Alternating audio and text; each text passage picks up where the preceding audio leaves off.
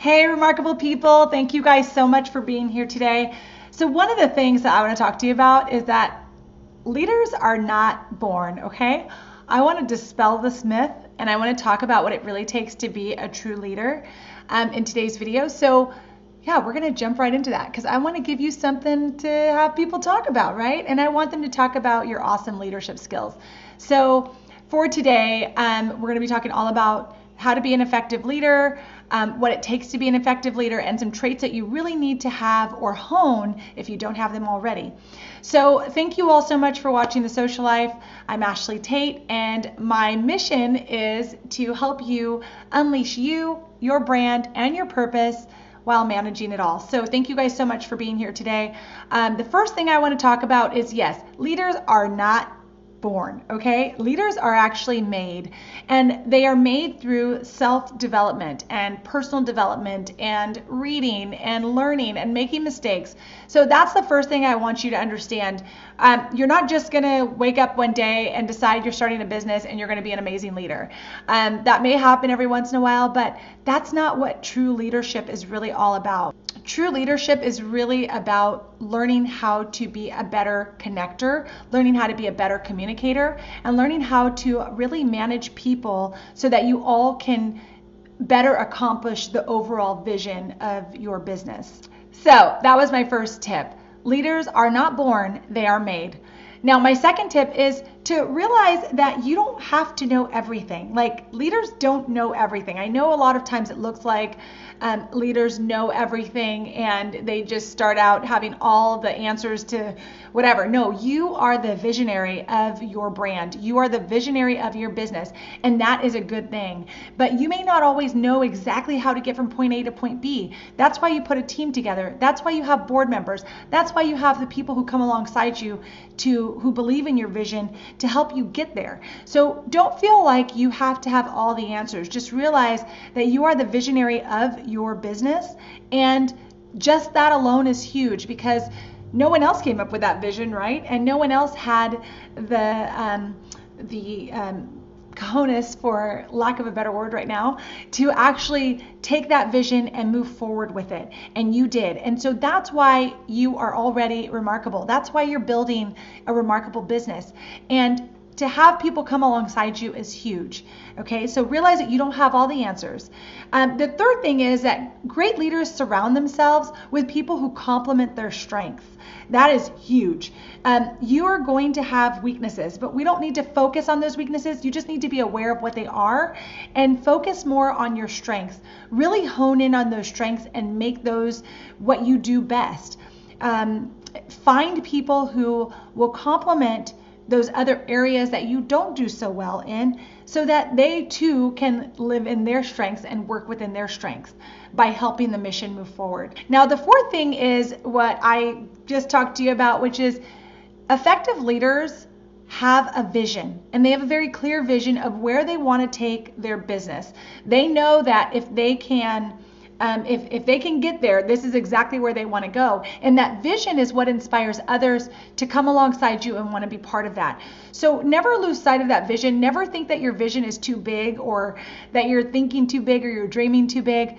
That's what really inspires others to come along with you. When they can see that vision as well and they know what kind of input they can add to help you get there, that's when you have true leadership. So to me, this is truly one of the most critical pieces of being a leader. You need to really have a strong vision to get your business and your team alongside you to get there. That's the key.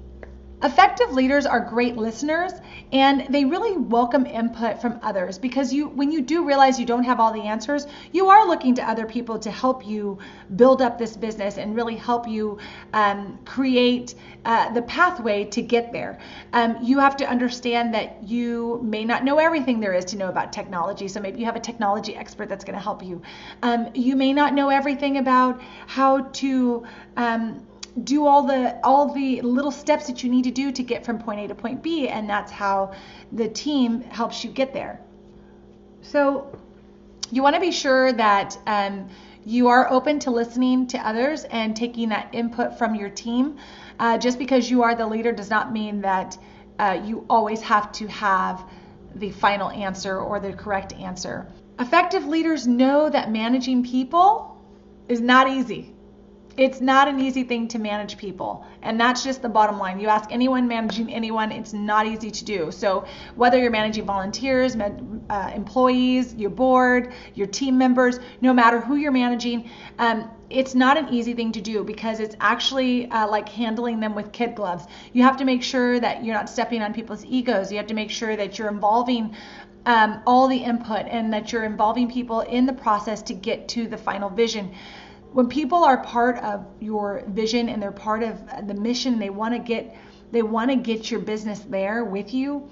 You have to take that very seriously because now they have taken that on as important to them as well. It means something to them as well. And so it's extremely important to make sure that you take into account that someone cares enough about your business and your brand just as much as you do.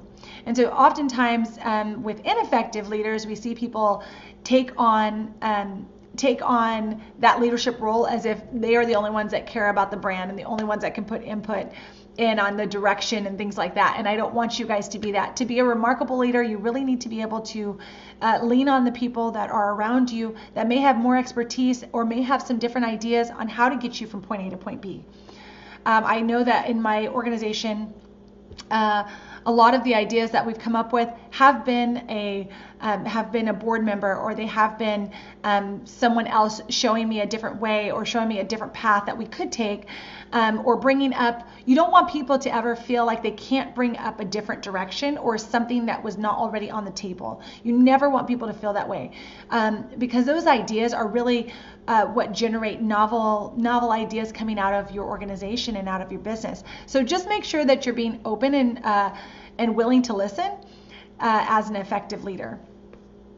Now, let's see. Number 7.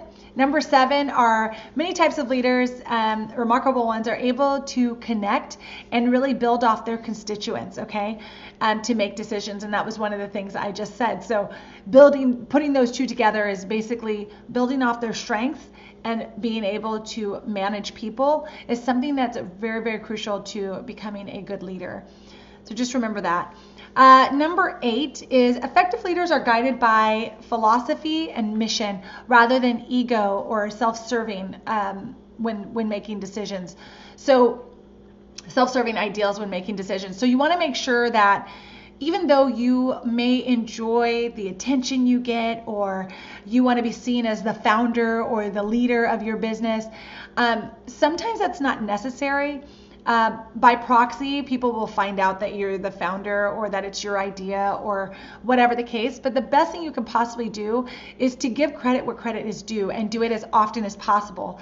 And a lot of times leaders can forget about this, and it can create some disgruntled, team members and disgruntled board members. So you want to make sure that you have people who feel recognized and feel valued in your business.